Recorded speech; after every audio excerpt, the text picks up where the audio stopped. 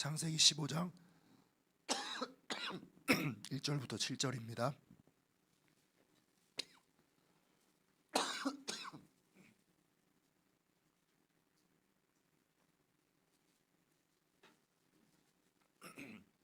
창세기 15장 1절부터 7절 말씀입니다. 우리 저와 여러분이 한 절씩 교독하시고 7절은 같이 읽도록 하겠습니다.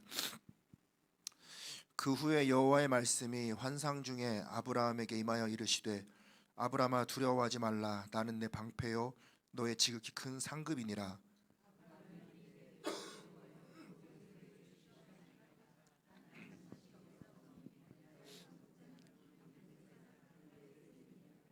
아브라함이 또 이르되 주께서 내게 씨를 주지 아니하셨으니 내 집에서 길린 자가 내 상속자가 될 것이니이다. 그 사람이 내 상속자가 아니라 내 몸에서 날 자가 내 상속자가 되리라 하시고 그를 이끌고 밖으로 나가 이르시되 하늘을 우러러 뭇 별을 셀 수 있나 보라. 또 그에게 이르시되 내 자손이 이와 같으리라. 아브라함이 여호와를 믿으니 여호와께서 이를 그의 의로 여기시고, 함께 읽겠습니다. 또 그에게 이르시되 나는 이 땅을 내게 주어 소유로 삼게 하려고 너를 갈대아인의 우르에서 이끌어낸 여호와니라. 아멘. 아브라함의 별명은 믿음의 조상입니다. 우리는 이것을 너무 과거부터 그렇게 알고 있었고 그렇게 그 별명을 부르는데 전혀 거리낌이 없었습니다. 그런데 혹시 우리가 아브라함을 믿음의 조상이라고 부르는 그 어떤 이유나 근거에 대해서 생각해 보신 적 있으십니까? 성경 속에 이 믿음의 조상이 곧 아브라함이다라는 어떤 그 근거가 있을까요? 우리가 읽은 우리 성경 말씀 속에는, 우리가 읽으시는 성경 말씀 속에는 우리가 아브라함을 믿음의 조상이라고 부르는 그 근거가 기록되어 있습니다. 성경 말씀이 그를 믿음의 조상이다라고 딱 찍어 말씀해 주셨습니다. 한번 찾아볼까요? 로마서 4장입니다. 로마서 4장 11절에 기록되어 있는데요. 우리는 9절부터 한번 보도록 하겠습니다. 제가 읽어드리겠습니다. 그런즉 이 복이 할례자에게냐 혹은 무할례자에게도냐 무릇 우리가 말하기를 아브라함에게는 그 믿음이 의로 여겨졌다 하노라. 그런즉 그것이 어떻게 여겨졌느냐? 할례시냐 무할례시냐? 할례시가 아니요 무할례시니라. 그가 할례의 표를 받은 것은 무할례시의 믿음으로 된 의를 인친 것이니 이는 무할례자로서 믿는 모든 자의 조상이 되어 그들도 의로 여기심을 얻게 하려 하심이라. 이렇게 기록이 되어 있습니다. 11장에 그가 바로 아브라함이죠. 아브라함이 믿는 모든 자의 조상이 되어 그들도 우리도 의로 여기심을 얻게 하려 하신다라고 하나님께서 로마서 말씀을 통해 우리에게 알려주셨습니다. 그런데 우리가 방금 읽으신 이 로마서 4장 9절부터 11절 말씀에는 계속해서 반복되어 등장하는 두 부류의 사람들이 있습니다. 바로 할례자와 무할례자이지요. 이 로마서 4장의 관점에서 볼 때 할례자는 율법에 따라 할례를 받은 유대인들을 말하고, 무할례자는 반대로 율법을 모르고 율법을 믿지 않으며 할례를 받지 않은 이방인들을 말합니다. 그렇다면 로마서 말씀은 아브라함을 믿음의 조상이다라고 말하면서 그를 할례자라고 말씀하셨습니까? 무할례자라고 말씀하셨습니까? 네, 같이 보셨으니까 아시겠지만 이 로마서 말씀은 아브라함을 무할례자로서 믿는 모든 자의 조상이 되었다 이렇게 말씀을 하십니다.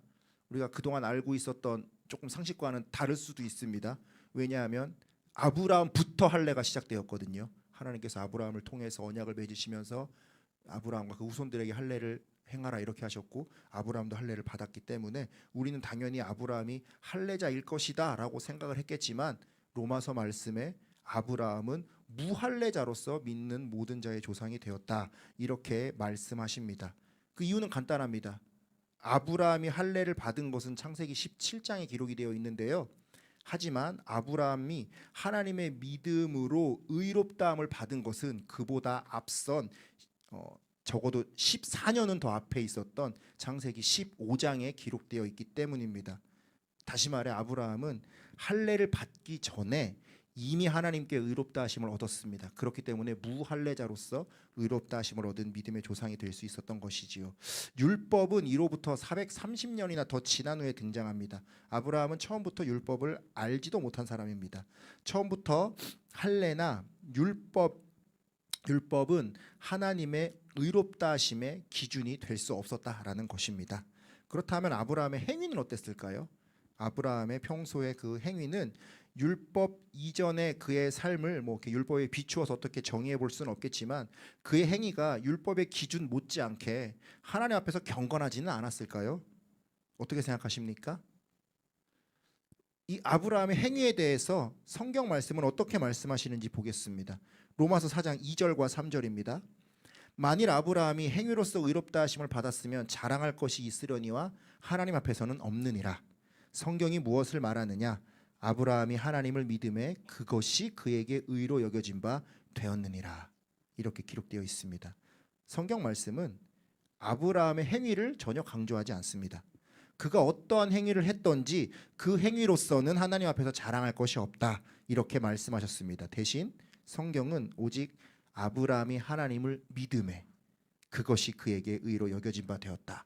이렇게 말씀하십니다. 그리고 이 로마서를 근거로 우리는 아브라함을 믿음의 조상이라고 부릅니다. 아브라함의 행위가 아닌 아브라함이 하나님을 믿음에, 이것이 근거가 되어 아브라함이 믿음의 조상이 된 것입니다. 이것을 통해 사도 바울께서 이야기하고 싶었던 결론은 할례나 율법, 행위 이전에 믿음으로만 구원을 받는다라는 사실입니다.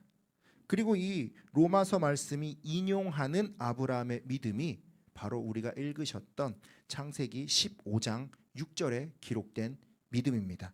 우리 한번 볼까요? 본문 말씀 6절입니다.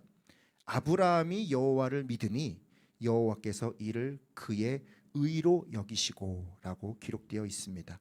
이 말씀은 아브라함의 믿음의 한 가지 전환점이 되는 그런 말씀입니다. 이날 하나님께서는 아브라함의 그 믿음을 보시고 이것을 그의 의로 여기셨다라고 되어 있습니다. 맨 마지막에 쓰여 있는 여기시고에 해당하는 히브리어는 하샤브라는 단어인데요. 이것은 단순히 뭐 간주하다, 평가하다 이런 뜻을 넘어서 법적으로 판정을 내리다라는 의미를 가집니다. 하나님께서 아브라함의 믿음을 딱 보시고 너는 의롭다 땅 이렇게 법적으로 선언을 해 주셨다라는 의미입니다. 하나님께서 한 번 의롭다고 선언을 하셨기 때문에 이제 아브라함의 신분은 의롭다함을 얻은 자가 되었습니다. 이것은 변할 수 없는 사실이 된 것입니다. 그런데 성경을 가만히 보면 분명 의롭다 하심을 얻은 아브라함인데 그의 삶은 이 15장 6절 전후가 크게 다르지 않습니다. 아브라함이 의롭다 하심을 받기 전에도 실수투성이었고요. 아브라함이 의롭다 하심을 받은 후에도 실수투성이었습니다. 먼저 의롭다 하심을 받기 전에 대표적인 실수가 두 가지 정도 기록되어 있습니다. 하나님께서 이제 아브라함을 부르신 다음에 가나안 땅으로 인도하시지 않았습니까? 그렇다면 이제 가나안 땅에서 얌전히 머물러야 할 것인데 기근이 오니까 아브라함이 점점 얌전히 머물러 있지 못하고 남쪽으로 이동하다가 결국 애굽까지 가버립니다. 뭐 그것도 하나의 큰 실수였죠. 그리고 애굽 땅에서는 자기 목숨이 위태로울까봐 자기 아내인 사라를 누이라고 속여 바로에게 빼앗기고 하나님께서 개입하셔서 겨우 되찾는 그런 어처구니 없는 실수를 범했습니다. 그리고 이제 이어지는 사건들 속에 15장에서 의롭다 하심을 받았고 그렇다고 해서 그의 삶이 확 달라지지는 못했습니다. 15장에 하나님으로부터 의롭다 하심을 받았는데 바로 이어지는 16장에 어떤 장면이 기록되어 있는지 아십니까? 우리가 너보다 잘 알고 있는 하갈이라는 그 이집트 여종이 등장하고요. 그리고 그 하갈을 통해 이스마엘을 낳는 어처구니 없는 실수를 저지르게 됩니다. 조금 더 사건의 시간이 흘러 20장에서는 아비멜렉에게 또 아내 사라를 누이라고 속였다가 그에게 아내를 빼앗기는 사건이 한 번 더 발생합니다. 과거 믿음 없을 때 애굽에서 한 번 했던 그 실수를 의롭다 하심을 얻은 뒤에도 똑같이 반복하는 것입니다. 심지어 이 의롭다 하심을 얻은 이후의 두 번의 실수는 모두 자손에 대한 하나님의 약속의 정면으로 대치되는 실수입니다. 하나님의 때와 방법을 기다리지 못하고 하갈을 통해 자녀를 얻으려는 실수였고요. 아내 사라를 통해 자녀를 얻어야 하는데 바로 그 사라를 누이라고 속였다가 빼앗겨 버리는 그런 실수였습니다. 그냥 행위 하나만 놓고 본다면 아브라함은 의롭다고 인정받을 만한 것이 하나도 없었으며 의롭다고 인정을 받은다고 해서 그 뒤로 달라진 것도 없었습니다. 그렇다면 도대체 하나님께서 의롭다 하심을 선언해 주시기 전과 후에 아브라함은 무엇이 다른 사람이었을까요? 제가 오늘 이 말씀을 준비하면서 발견한 차이는 두 가지가 있었습니다. 그런데 이 두 가지가 아주 중요한 차이였습니다. 왜냐하면 이 두 가지 차이가 오늘날 우리의 믿음에도 정확히 적용할 수 있었기 때문입니다. 이 중요한 차이가 무엇이며 어떻게 적용되는지를 살펴볼 것인데요. 먼저 의롭다 하심을 받은 아브라함과 하나님의 사이가 바뀌었습니다. 그동안 하나님과 아브라함 사이에는 그저 구두로만 약속이 오갔을 뿐, 하나님께서 약속을 그냥 하시기만 하셨을 뿐 구체적인 그런 언약은 없었습니다. 그런데 바로 이날 하나님께서 아브라함을 의로 여기신 날, 하나님께서는 눈에 보이는 언약의 징표를 보여주셨습니다. 하나님께서 아브라함에게 언약에 쓰일 재물을 준비하게 하시고요. 아브라함이 그 언약에 쓰일 재물들을 준비해서 그 재물들을 쪼개어 놓습니다. 그리고 해가 지고 어둠이 내렸을 때 하나님께서 직접 타는 횃불의 형상으로 그 아브라함이 쪼갠 고기 사이를 지나가 보이십니다. 여러분 한 번쯤은 생각나시는 장면이시죠? 이 말씀이 17절에 기록되어 있습니다. 한번 볼까요?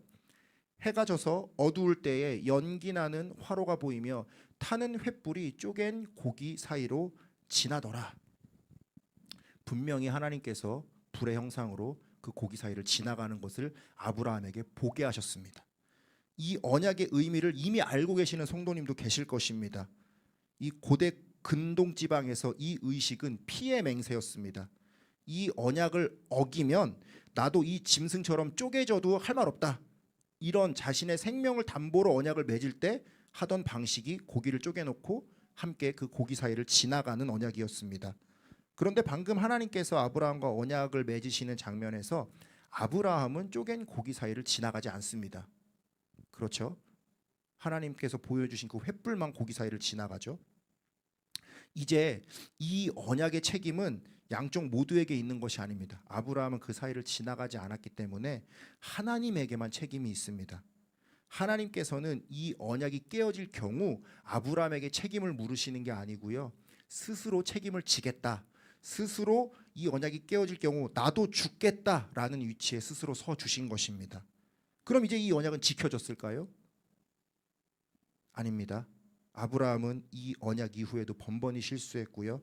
아브라함 이후에 언약의 백성이라고 불리는 이스라엘은 이 언약을 번번이 어겼습니다. 하지만 하나님께서는 이 언약의 결과를 다 아시면서도 묵묵히 그 언약을 맺어주셨고 그 언약을 지키고 계셨습니다. 하나님께서는 아브라함이 흔들릴 것을 아셨고 이스라엘이 실패할 것도 아셨고 스스로 죽음의 위치에 서야 될 것을 다 아시면서 그 대가를 다 짊어지시기로 처음부터 작정하고 언약을 맺어주셨습니다. 그리고 실제로 인간은 그 언약을 어겼지만 하나님께서는 그 언약을 지키셨습니다. 죄로 인해 타락하고 하나님을 버리고 언약을 어긴 것은 인간이지만 이 언약이 깨어진 형벌을 받으신 것은 하나님의 아들이신 예수 그리스도셨죠. 예수 그리스도께서 이 찢겨진 고기처럼 십자가에 달려 돌아가셔야만 했습니다. 이 창세기 15장의 이 횃불 언약이 이 예수 그리스도의 십자가의 예표라는 것을 한 번쯤은 여러분들도 신앙생활 하시면서 들어보셨을 것입니다. 의롭다 하심을 얻은 아브라함의 첫 번째 변화가 하나님과의 언약 관계가 되었던 것이듯이 이제 의롭다 하심을 얻은 우리의 첫 번째 변화도 바로 이것입니다. 이 횃불 언약의 결과가 예수 그리스도까지 이어지지 않았습니까? 이 예수 그리스도의 십자가 사건이 바로 나의 사건이 된다는 것이 우리가 적용할 수 있는 첫 번째입니다. 아브라함이 고개를 쪼개놓고 횃불이 그 사이로 지나갔을 때 만약에 그 주변에 누군가가 있었다면 아마 모든 사람이 그 장면을 볼 수 있었을 것입니다. 불이라는 것은 어두움 속에서도 멀리까지 보이는 장면입니다. 그 지역에 있던 누구라도 저 횃불이 왜 고기 사이를 지나가나, 저게 무슨 일인가 관심을 가지기만 했다면 다 볼 수 있었을 것입니다. 하지만 거기에 모여 있는 사람들이 그 장면을 목격했다고 해서 그 모두에게 그 장면이 의미가 생기는 것은 아닙니다. 그들에게는 그저 신기한 자연 현상일 뿐, 하나님에게 의롭다 하심을 얻고 하나님과 언약을 맺는 당사자인 아브라함에게만 의미가 있는 것입니다. 마찬가지입니다. 2000년 전 예수 그리스도께서 십자가에 죽으시고 부활하신 사건은 성경에 기록된 객관적인 사실입니다. 이것을 믿지 않는 자들에게는 아무런 가치가 없는, 의미 없는 소설이라고 치부할 수 있을 만한 이야기입니다. 하지만 예수 그리스도를 믿고 의롭다 하심을 얻은 우리에게는 바로 나에게 적용되는 구원의 현실입니다. 예수 그리스도께서 이 땅에 오셔야 했고 죽으셔야만 했고 다시 부활하신 이유가 바로 나였다는 그 의미를 가지게 되는 것입니다. 나는 늘 하나님과의 언약을 부인하며 죄의 종으로 살아왔지만 하나님께서는 일방적인 책임과 은혜로 그 독생자 예수 그리스도를 찢으심으로 약속을 지켰다는 사실입니다. 정말 눈물 없이는 받아들이기 힘든 희생과 사랑입니다. 사랑하는 성도 여러분, 예수 그리스도의 그 십자가 사건이 나에게 의미가 있다는 것은 우리가 의롭다 하심을 얻었다는 증거입니다. 하나님께서 우리를 의롭다고 판정하여 선포해 주셨기 때문에 그 십자가 사건이 나에게 의미가 생긴 것이고 내가 믿을 수 있게 된 것입니다. 이 모든 것이 정말 크고 놀라운 우리 아버지 하나님의 은혜라는 사실을 먼저 우리는 믿을 수 있어야 할 것입니다. 의롭다 하심을 받은 아브라함의 두 번째 변화는 하나님과 하나님의 자녀로서 대화하는 관계가 되었다는 사실입니다. 아브라함이 하나님께 의롭다 하심을 얻기 전에 15장 이전에 하나님께서 아브라함에게 말씀하시는 장면은 두 번 성경에 등장을 합니다. 12장에 처음 아브라함을 찾아오셔서 너의 고향과 친척과 아버지의 집을 떠나라, 내가 내게 보여줄 땅으로 가라, 이렇게 명령하셨죠. 그때 하나님과 아브라함은 대화를 하신 것이 아닙니다. 일방적으로 하나님께서 말씀하셨고 아브라함은 그저 그 말씀을 듣고 따라갔을 뿐입니다. 아직 믿음이라 할 것 없는 아브라함은 그저 자신에게 복을 주겠다며 부른 존재의 명령에 순종했을 뿐입니다. 누군지는 모르지만 나의 이름을 불러준 존재로부터 복은 받고 싶었나 보죠. 그래서 그저 따라갔습니다. 하나님께서 아브라함에게 말씀하시는 두 번째 장면은 조카 롯에게 좋은 땅을 양보하고 난 직후입니다. 이때 아브라함은 이미 가축과 은과 금이 풍부했다라고 기록되어 있습니다. 이미 자신의 이름을 불러준 이로부터 복을 받고 있었다는 것을 아마 스스로 알고 있었을 겁니다. 아브라함에게는 한 가지 확신이 있었던 모양입니다. 내가 조카 롯에게 좋은 땅을 양보해도 나에게 복 주시는 그분이 나에게 더 큰 복을 줄 것이다. 아마 그런 믿음은 있었던 모양입니다. 그리고 그 확신은 정말 이루어졌습니다. 롯이 아브라함을 떠나 소돔 쪽으로 떠나간 뒤에 하나님께서 다시 찾아오십니다. 그리고 말씀해 주십니다. 너는 일어나 그 땅을 종과 형으로 두루 다녀보라. 내가 그것을 내게 주리라. 이제 아브라함은 나에게 복을 주시는 분이 누구인지 정확히 깨달았을 것입니다. 내가 좋은 땅을 차지하려고 애쓰지 않아도 그 신이 주시는 땅이 좋은 땅이 되며 내가 포기하고 손해 보더라도 더 풍성하게 채우시는 존재가 있구나라는 확신이 생겼습니다. 하지만 아직 하나님께서 일방적으로 말씀하셨고 아브라함은 자신이 믿는 대로 행동했을 뿐입니다. 이 믿음에 대한 실제적인 행동이 14장에도 한 번 더 등장을 합니다. 동방의 네 왕이 연합해서 소돔을 침략하고요, 아브라함의 조카 롯을 납치해가는 사건이 벌어집니다. 아브라함은 자신의 집에서 훈련된 병사들을 이끌고 쫓아가서 동방의 네 왕과 싸워 이기고 롯을 구출해 왔습니다. 그 이후 이제 돌아오니까 소돔 왕이 이제 아브라함에게 전리품을 가지라 이렇게 제안을 합니다. 그때 아브라함은 소돔 왕의 그 전리품을 거절하고 오직 멜기세덱에게 11조를 주었을 뿐입니다. 이때 아브라함은 이러한 말로 그 제안을 거절합니다. 창세기 14장 23절입니다. 내 말이 내가 아브라함으로 치부하게 하였다 할까 하여, 그러니까 부하게 됐다 이렇게 할까 하여 내게 속한 것은 실 한 오락이나 들매끈 한 가닥도 내가 가지지 아니하리라. 아브라함은 소돔 왕을 통해서 부자가 되고 싶은 마음이 없었습니다. 그는 이미 자신을 부하게 만들어 주시는 분이 누군지 정확히 알았기 때문입니다. 하지만 이것은 한편으로는 굉장히 용기 있는 고백이었습니다. 사실 이 당시 상황을 냉정하게 놓고 보면 아브라함은 위태롭게 이를 데 없었습니다. 동방의 네 나라를 동시에 적으로 만들었고 유일하게 아군이 될 수도 있는 소돔 왕의 제안까지 거절했습니다. 이후에 언제 누구에게 어떻게 보복을 당할지 모르는 상황에서 자신이 마땅히 취할 수 있는 상급도 거절한 것입니다. 이것은 자신을 부르신 하나님이 물질적으로 복 주시는 것뿐만 아니라 실제적인 안전도 보장해 주신다는 믿음이 생겼기에 할 수 있는 고백입니다. 그 고백에 대한 대답으로 하나님께서는 이렇게 말씀해 주셨습니다. 오늘 본문 말씀 1절입니다. 이후에 여호와의 말씀이 환상 중에 아브라함에 임하여 이르시되 아브라함아 두려워하지 말라. 나는 내 방패요 너의 지극히 큰 상급이니라. 두려워하고 있을 아브라함의 방패가 되어주겠다 말씀하셨고 전리품을 포기한 아브라함의 지극히 큰 상급 그 자체가 되어주겠다 이렇게 말씀하셨습니다. 이렇게 아브라함의 믿음은 조금씩 단계를 거쳐 성장해 가고 있었습니다. 나에게 복 주시는 분, 내가 다른 가치를 포기하고 따를 수 있는 분, 그 어떤 위험에서 나를 지켜줄 만한 분, 하지만 아직 하나님과의 관계는 일방적인 관계였습니다. 하나님께서 명령하시고 아브라함은 그냥 나름대로의 기대감을 가지고 따라갔고 또 아브라함이 나름대로의 믿음으로 행동했을 때 하나님께서 찾아오셔서 그 믿음에 대한 복을 선언해 주셨을 뿐이었습니다. 이것은 완전한 관계가 형성된 것은 아닙니다. 사실 복을 구하고 복을 주는 것은 세상의 우상과 그 우상을 따르는 신앙인들의 관계와 별로 다를 게 없습니다. 아브라함의 입장에서는 아직 하나님이 누구신지도 제대로 모릅니다.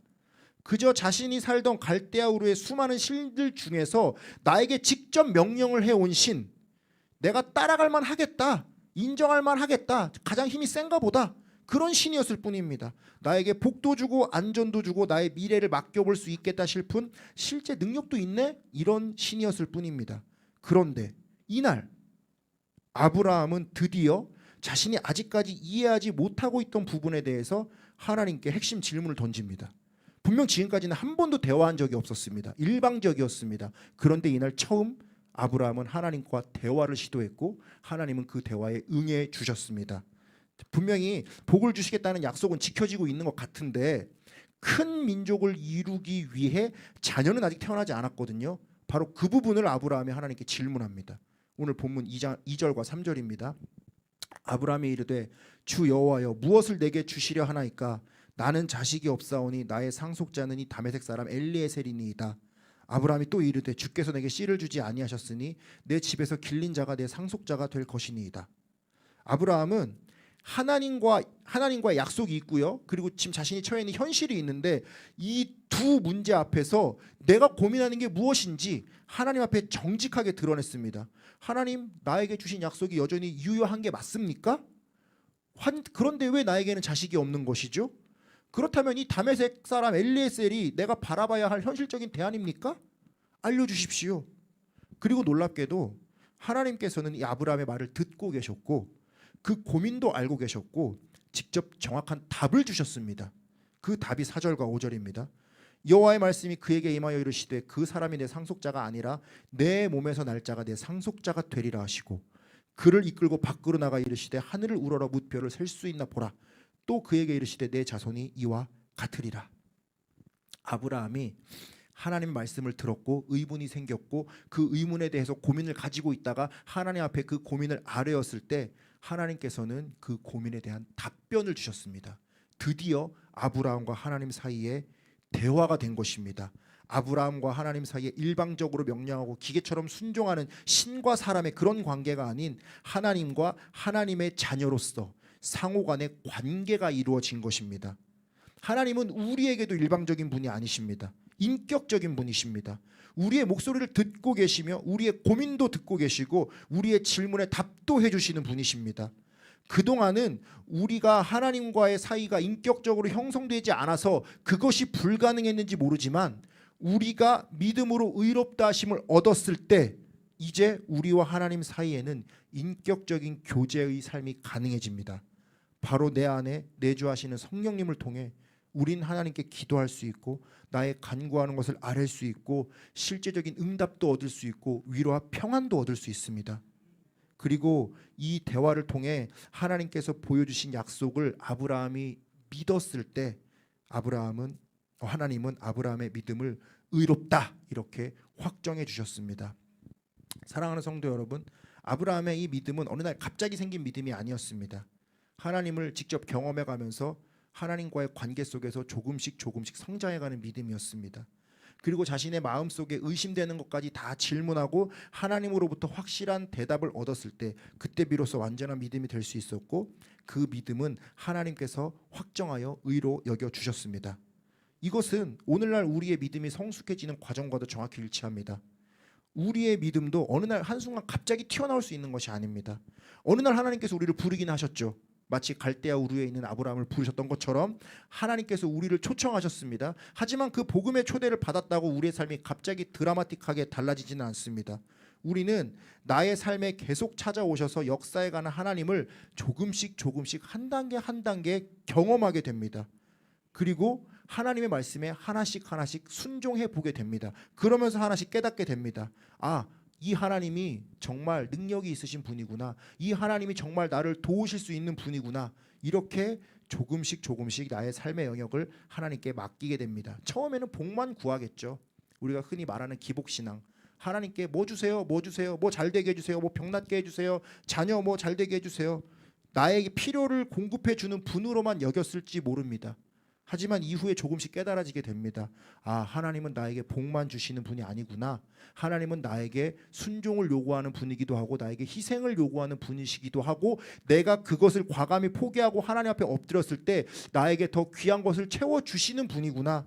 이런 것들을 나에게 깨닫게 하십니다. 그리고 그것이 포기가 아니라 더 귀한 선택을 한 것이라는 믿음도 주십니다. 더욱 성장하면 이제 나의 안전과 보장과 미래도 그분께 맡길 수 있게 됩니다. 세상의 힘이 아닌 하나님의 능력이 진정한 도우심이며 나의 방패가 되신다는 것도 경험할 수 있게 됩니다.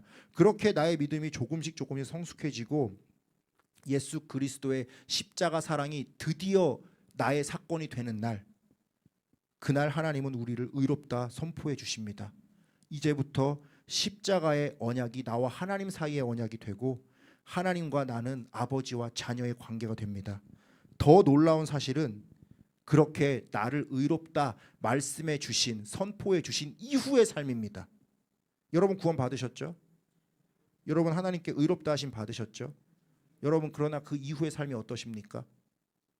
그 이후의 삶은 정말 하나님 앞에서 부끄러울 것이 없는 삶입니까?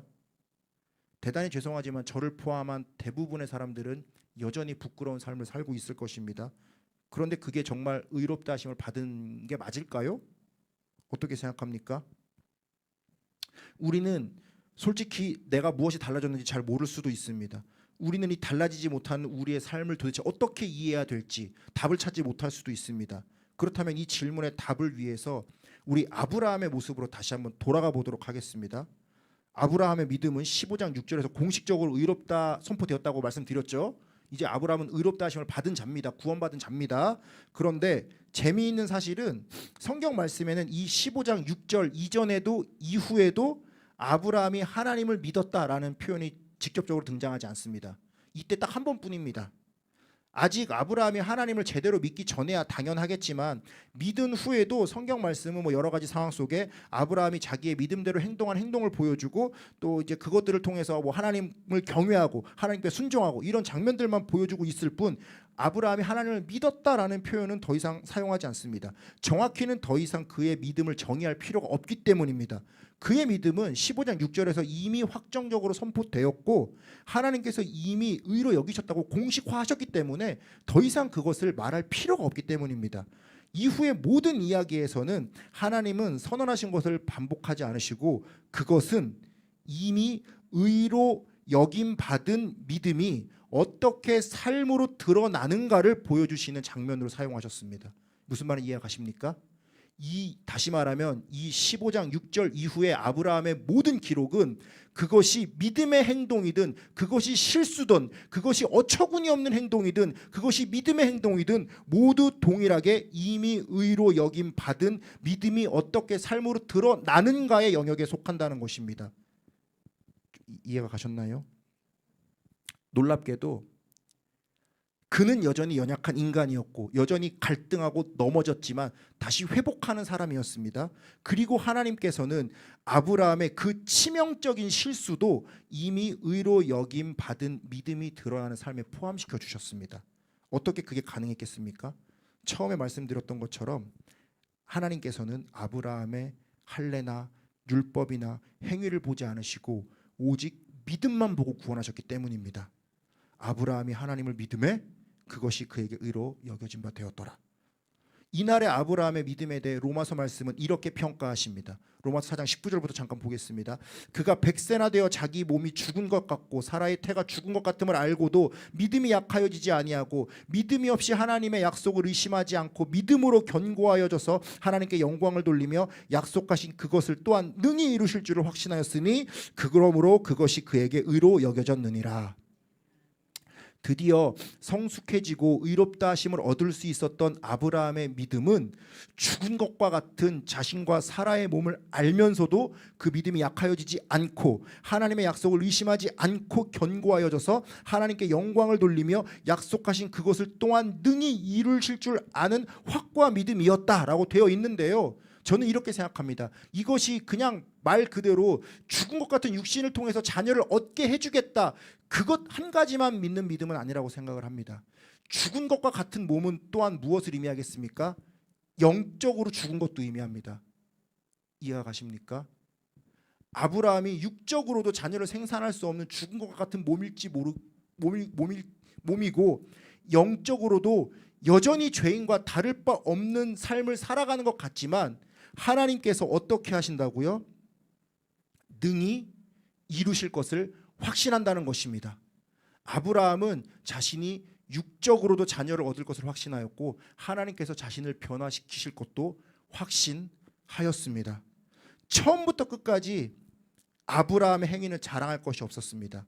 그는 나름대로 믿는 바대로 행동했으나 그것은 하나님이 주실 복을 기대하고 했던 행동에 불과했습니다. 그나마도 실수투성이었습니다. 하지만 그의 믿음만큼은 자신의 육신도 자신의 영도 죽은 것과 같은 것을 알면서도 조금도 약하여지지 않는 확실한 믿음이었습니다. 왜냐하면 내가 믿는 하나님께서는 약속하신 그것을 능히 이루실 줄 확신했기 때문입니다. 그 믿음을 가지고 하나님께서 아브라함을 점점 다듬어 가십니다. 하나씩 더 새롭게 다듬어 가시면서 드디어 그 믿음과 행동이 일치하게 다듬어 가십니다. 죽은 것과 같은 그의 몸으로 이삭을 낳게 하셨고요. 죽은 것 같던 그의 영이 점점 그의 믿음과 행동이 일치하게 변화시켜 가십니다. 그렇게 창세기 22장에 이르러서는 하나밖에 없는 아들 이삭을 죽여 번제로 바치라는 명령에도 순종할 수 있게 됩니다. 하나님이 능히 죽은 자 가운데서 다시 살리실 줄로 믿은 그대로 행동도 할 수 있도록 성숙하게 변화된 것입니다. 그 사건이 아브라함이 진짜 믿음이 있었으며 그의 믿음과 행동이 일치한다는 증거가 되었습니다. 누가 그렇게 만드셨습니까? 하나님께서 그렇게 만드셨습니다. 하나님께서 당신의 목숨을 걸고 언약을 맺지 않으셨습니까? 그 언약이 아브라함과 하나님 사이에 완전한 언약이 되지 않았습니까? 그 언약을 기억하시고 지키시는 하나님께서 아브라함을 그냥 놔두지 않으십니다. 이후에도 하나님과 아브라함은 계속 벗처럼 대화합니다. 하나님께서 늘 아브라함의 이야기를 들으시고 아브라함에게 숨기지 않으시고 교제하시면서 그의 내면과 삶을 끊임없이 만지십니다. 그렇게 아브라함은 믿음과 행동이 같이 가는 온전한 믿음의 조상이 된 것입니다. 그리고 이것은 오늘날 우리에게도 동일하게 역사하시는 은혜입니다. 당연한 말이지만 우리의 삶이 아브라함보다 더하면 더했지 전혀 나을 것이 없는 삶이죠. 우리는 의롭다 하심을 입었어도 여전히 넘어집니다. 여전히 실수합니다. 하지만 우리에게도 주신 이 의롭다 하심은 아브라함의 주신 것과 동일한 법적인 선포입니다.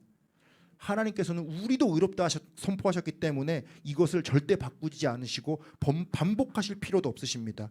이후에 우리의 모든 삶 또한 이미 의로 여김받은 믿음이 어떻게 삶으로 드러나는가 보여지는 여정입니다. 놀랍게도 그 속에는 우리의 실수와 연약함과 죄까지도 다 포함되어 있습니다. 아브라함에게 그렇게 하셨던 것처럼 그것 또한 우리의 믿음이 삶으로 드러나는 과정으로 다 삼아 주셨습니다. 하나님께서는 이제 우리와의 약속을 지키시기 위해 우리도 다듬어 가고 계십니다. 로마서 말씀은 이 아브라함의 믿음이 우리에게도 정확히 적용된다는 것을 알려주셨습니다. 4장 23절과 24절입니다.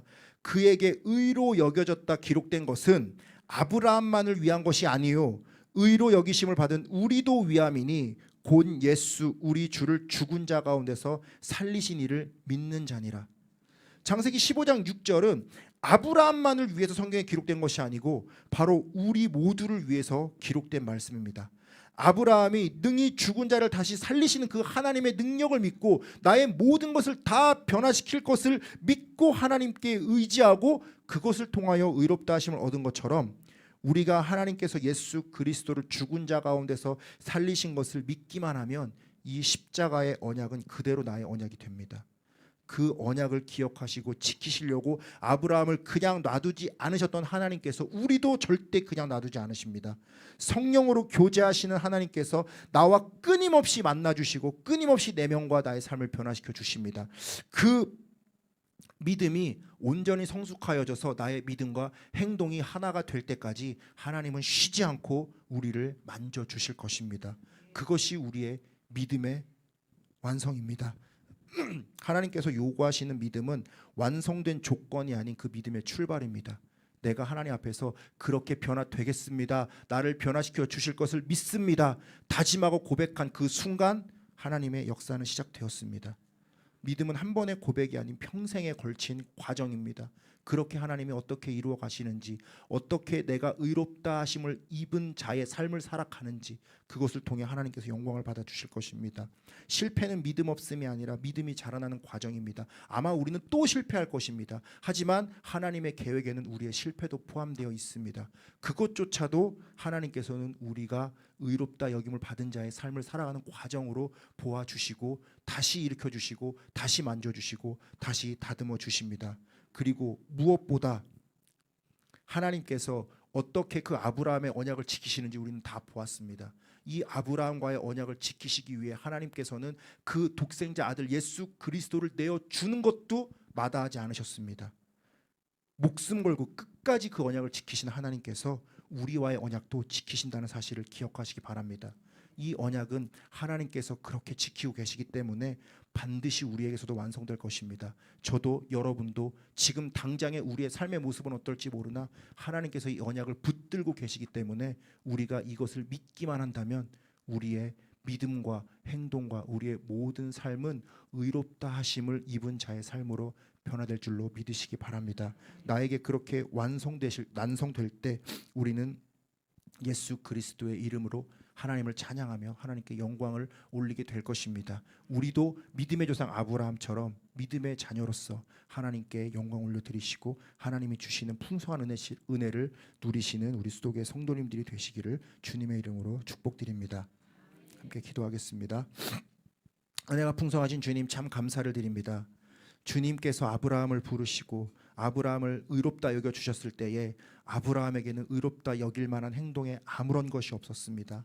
하지만 그는 자신을 변화시키시고 자신의 몸을 통하여 하나님의 일을 이루실 그 하나님의 능력만은 정확하게 믿고 있었습니다. 그 믿음이 점점 아브라함을 변화시키셨고 그 믿음이 아브라함을 통하여 일하셨고 이제 그 믿음이 우리를 통하여 일하신다는 것을 우리가 깨닫게 하여 주시옵소서. 우리도 하나님을 믿고 의롭다 여기심을 받았지만 여전히 우리의 삶은 알 수 없습니다. 여전히 우리의 삶은 부족한 것 투성이고 실수 투성이입니다. 하지만 이 실수마저도 하나님의 의롭다 하심의 과정 가운데 있음을 믿사오니 우리가 믿음만 잃지 않고 하나님 붙든다면 언젠가 우리를 완전히 변화시키셔서 우리의 믿음과 행동이 일치되는 하나님의 사람으로 만들어 가실 줄로 믿습니다. 이 믿음 가지고 하나님과의 언약을 기억하며 성령님을 통해 늘 하나님과 교제하며 매일매일 나를 다듬으시는 성령님의 음성에 순종하는 우리 수도교회 되게 하여 주시옵소서. 오늘도 하나님께서는 일하십니다. 내일도 일하실 것입니다. 이 하나님의 일하심은 우리 가운데 이미 시작된 은혜임을 고백하오니 주여 오늘도 내일도 모레도 나를 새롭게 다듬어 주시옵소서. 감사드리며 살아계신 예수 그리스도의 이름으로 기도드립니다. 아멘.